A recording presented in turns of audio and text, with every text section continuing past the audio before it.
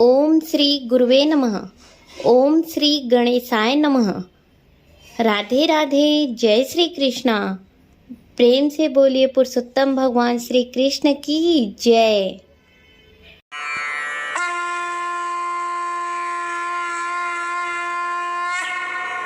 26वां अध्याय प्रारंभ करते हैं। महर्षि वाल्मीकि ने कहा, हे राजन, उद्यापन के बाद व्रत के समय धारण किए जाने वाले नियमों और निषेधों की भी समाप्ति हो जाती है। अतः अब सब प्रकार के पापों का नाश करने के लिए एवं भगवान की प्रसन्नता के निमित्त विधि पूर्वक जो नियम ग्रहण किए जाते हैं उन्हें छोड़ने की विधि बतलाता हूँ।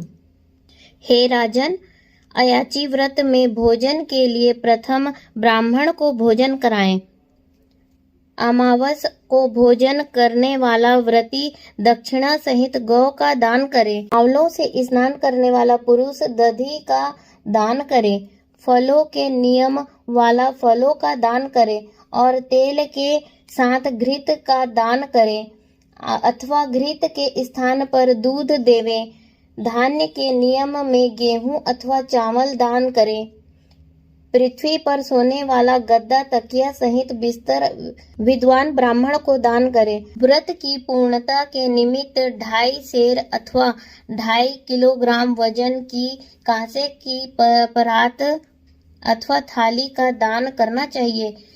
उसमें मालपुए अथवा उनके बनाने के योग्य कच्ची सामग्री एवं ऋतु के अनुसार फल रखकर पुरुषोत्तम भगवान की प्रीति के निमित्त दान करें। इसके उपरांत सभी निमंत्रित ब्राह्मणों को स्त्रियों सहित श्री पुरुषोत्तम भगवान के सन्निधान का संकल्प करें अथवा प्रार्थना करें। हे श्री कृष्ण, हे प्रभु, इहलोक की तथा परलोक की मेरी समस्त इच्छाओं की पूर्ति करो। फिर आमंत्रित ब्राह्मणों के चरण भक्ति पूर्वक धोकर उनको भगवान का रूप मानकर उन्हें मुदित मन भोजन करावें।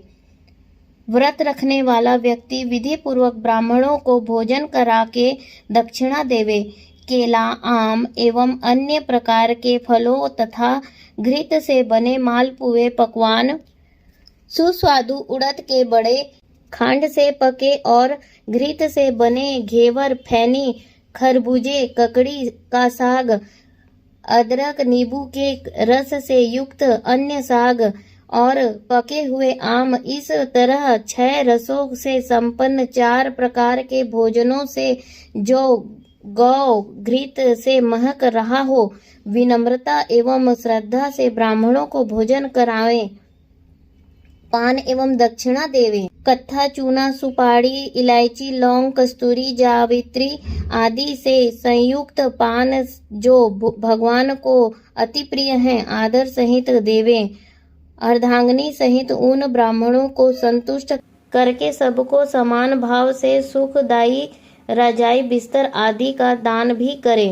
पुरुषोत्तम मास में मौन व्रत का पालन करने वाला व्यक्ति स्वर्ण सहित 1 घंटा तथा तिल दान कर ब्राह्मण संपत्ति को उत्तम भोजन करावे। बाल नाखून न बनवाने का नियम रखने वाला व्यक्ति दर्पण दान दे और जूता छोड़ने वाला जूतों का दान करे। नमक का परित्याग करने वाला विविध प्रकार के रस वाले पदार्थ दान करे। दीप दान करने वाला पात्र सहित दीपक का दान करे। अधिक मास में भक्ति पूर्वक दीप दान करने का बहुत महत्व है। मास के अंत में नियम का त्याग करते समय तांबे का घी से भरा दीपक सोने की बाती डालकर ब्राह्मण को दे। फल की प्राप्ति और व्रत की संपूर्णता स्वर्ण का दान देने से ही होती है। एकांत में वास करने का नियम रखने वाला व्यक्ति 8 कुंभ अर्थात 8 घड़े दान करे। वस्त्रों के साथ स्वर्ण भी उन कुंभों पर रखना चाहिए। मास के अंत में 30 लड्डू, छतरी तथा जूते भी दान करने चाहिए। यदि इन सभी वस्तुओं को दान करने की सामर्थ्य न हो तो यथाशक्ति 1 बैल इस प्रकार का दान करें जो भार वहन करने के योग्य हो। इनके साथ ही अन्न का भी दान करना चाहिए, क्योंकि अन्न से बढ़कर कोई भी वस्तु बड़ी नहीं और पवित्र नहीं है। जीवन का आधार अन्न ही है और अन्न से ही मुनि एवं सिद्ध व्यक्ति परम निर्वाण गति को प्राप्त करते हैं। अतः अन्नदान की महिमा अपरंपार है। हे राजन, पुरुषोत्तम मास में जो व्यक्ति केवल रात्रि में ही भोजन करता है वह अगले जन्म में राजा होता है। दिन के प्रातः काल में देवता, मध्याह्न काल में मुनिजन, अपराह्न काल में पितृगण एवं सायंकाल में आत्मा को भोजन होता है। जो मनुष्य सब काल बिताकर भोजन करते हैं उनके ब्रह्मा हत्यादिक सभी पापों का शमन होता है। इसी से पूरे दिन निराहार रहकर रात्रि में केवल एक बार भोजन करने वाले को सर्वाधिक पुण्य की प्राप्ति होती है। अधिक मास में उड़द न खाने वाला व्यक्ति सब पापों से मुक्त हो जाता है। हे राजन, जो ब्राह्मण होकर कोल्हू चलाता है वहाँ पापात्मा होता है और पेरे गए तिलों की संख्या के बराबर वर्ष तक रौरव नरक में पड़ा रहता है। परंतु अधिक मास की शुक्ल पक्ष तथा कृष्ण पक्ष की एकादशी द्वादशी के दिन उपवास रखने वाला ऐसा व्यक्ति भी गरुड़ पर चढ़कर विष्णु लोक को प्राप्त करता है। दशमी और द्वादशी के दिन एक समय भोजन करने के भगवान की प्रसन्नता के लिए भक्ति पूर्वक व्रत करने वाला स्वर्ग को प्राप्त करता है। हे राजन, इस मास में कुश की शैया पर शयन और कुशासन के प्रयोग का विशिष्ट महत्व है। कुशासन का त्याग किसी प्रकार न होना चाहिए। कुशा परम पवित्र है। इससे मल, मूत्र, रुधिर, श्लेष्मा आदि कभी न पोंछना चाहिए। ऐसा करने वाला नरक का कीड़ा बनता है। कुशा के बिना सभी धार्मिक क्रियाएं व्यर्थ रहती है। कुशा के मूल में ब्रह्मा, मध्य भाग में जनार्दन तथा अग्र भाग में शंकर का वास है। शूद्र द्वारा कुशा का उखाड़ना और कपिला गाय का दूध पीना वर्जित है। यह कुशासन पर न बैठे, यज्ञोपवीत धारण न करें और न ही वैदिक क्रियाएं करें।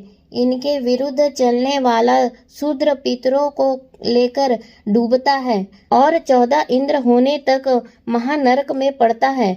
इसके पश्चात वह मुर्गा, सुअर तथा वानर की योनि प्राप्त करता है। शूद्र को ओमकार मंत्र का जाप भी नहीं करना चाहिए। महर्षि वाल्मीकि जी ने अंत में राजा धृष्टद्युम्न से कहा, हे राजन, पुरुषोत्तम मास में व्यक्ति जिस नियम का पालन का व्रत ले उसे अवश्य पूरी करे। यदि किसी तरह व्रत भंग हो जाता है तो नेत्र रोग अथवा कुष्ठ रोग पैदा होता है। हे राजन, ब्राह्मण के आशीष पाकर ही धार्मिक व्यक्ति स्वर्ग प्राप्त करते हैं। अतः प्रत्येक व्यक्ति का कर्तव्य है कि वह वेद पाठी विद्वान ब्राह्मणों का सदैव आदर सत्कार करता रहे और दानादिक देकर उन्हें संतुष्ट एवं तृप्त रखे। इति श्री पुरुषोत्तम मास महात्म्ये गृहीता नियम त्यागो नाम षड्विंशो अध्याय समाप्त। प्रेम से बोलिए पुरुषोत्तम भगवान श्री कृष्ण की जय। पुरुषोत्तम मास की जय। राधे राधे। जय श्री कृष्णा।